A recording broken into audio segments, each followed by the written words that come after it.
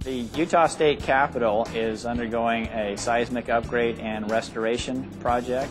A project like this would have had to been done with paint strippers, solvents, using an abrasive blasting method, which would have damaged the underlying surface. We're using dry ice blasting to remove lead-based paint from all the stair components. What it does is it brings out all the original detail that had been lost with all the multiple layers of coats of paint that have been applied over the years. They were excited about the fact that we wouldn't be creating a big mess with paint strippers. They were excited about the fact that, we didn't leave any secondary waste at all. We blast right up adjacent to the rock without damaging the rock. And if you start using chemical solvents and paint strippers and things like that, there's a likelihood that could leach into the rock and stain the rock, and that would not be good. From an environmental point of view, the cold jet dry ice blasting process is pretty sweet.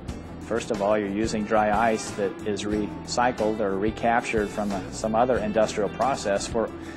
We're using a recycled product that disappears as you're using it and doesn't leave any secondary waste. When we're done with this project, we'll have a barrel of lead-based paint chips, and that's all we have to dispose of for a project this size. That's pretty impressive.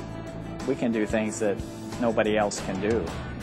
If you have projects where you can't tolerate sand or solvent or water, there aren't a lot of other options. So this lets us go into food processing plants, lets us go into turbine and power generation equipment, printing presses, and then restoration.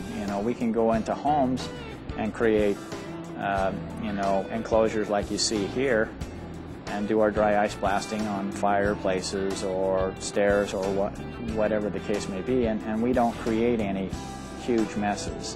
When I started my business, I looked for the machine that had the most benefits and was the most flexible and could solve the most problems. And Cold Jet's equipment is the one that fits the bill.